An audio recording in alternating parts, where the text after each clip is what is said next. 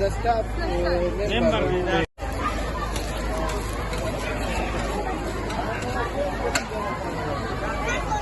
Yeah, mashallah. अस्सलाम वालेकुम, मैं प्रिंसिपल रेस्पिरेटरी स्कूल सिस्टम की चरसदा कैंपस की प्रिंसिपल। एक्चुअली आज हमारे स्कूल में जो है वो एक फेस्टिवल हुआ जिसको हम फनफेयर या फन गाला 2024 कह सकते हैं, और मेन मकसद फनफेयर कंडक्ट करने का हमारा यही था, ये फन गाला कंडक्ट करने का, तो बच्चों को रिफ्रेशमेंट मिल जाए। तो ये ऐसी एक्टिविटीज़ हो जाए कि जिससे जो है वो बच्चे रिफ्रेश हो जाए। एकेडमिक्स के साथ साथ हम उनको को करिकुलर एक्टिविटीज़ की तरफ लेके जाते हैं। तो ये अभी हमारे दिसंबर में स्पेशली आगाज़ था इस सेशन में, जितनी भी एक्टिविटीज़ एक्स्ट्रा एक्टिविटीज़ हैं उनका। इसके बाद इंशाअल्लाह ताला हमारा नेक्स्ट जो है वो स्टेप स्पोर्ट्स की तरफ का है।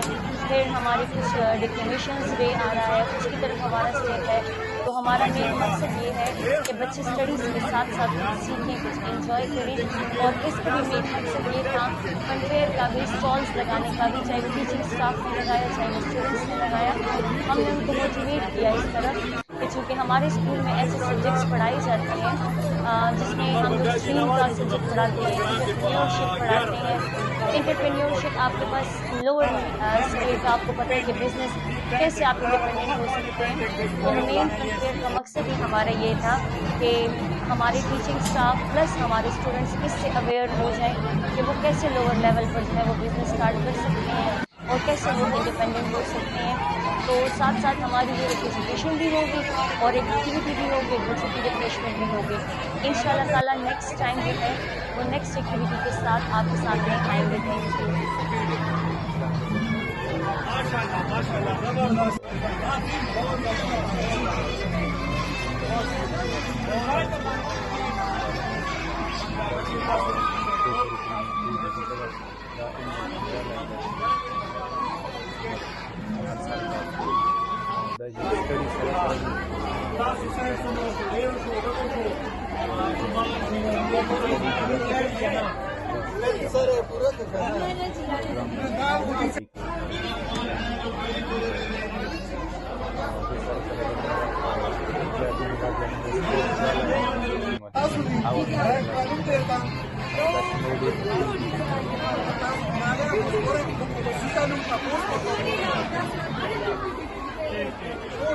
बिस्मिल्लाहिर्रहमानिर्रहीम। नन से जो आलम स्कूल का सरवर शाह साहब सर वقار جان سره کوم وزټ مونږ کو نو زه حیران شوم چې را په چارسده کې یو داسې اداره او داسې پروګرام هغه جوړی هغه قابل دید دی.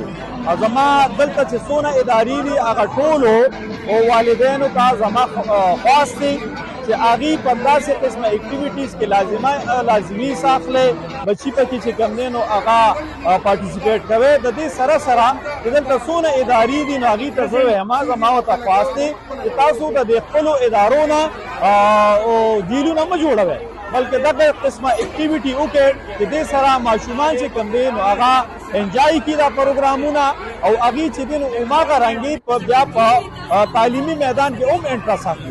بدقسمتۍ نه مونږ چې دی نو د ادارو نه جیلونه جوړ کړي دي، نه پکې د ماشومانو سره دپاره د کیل کود مواقع وي، نه دغه هم د فنفیر وي، نه پکې دغه هم سټال وي. نو مهرباني وکړئ او دا خپلې ادارې چې کوم دی نو دا د ماشومانو دپاره د ګلونو باغونه چې جوړ کړي چې هر څوک ورته راځي او د هغې ګلونو نه چې کوم دی نو هغې خوشبو اخلي حاصل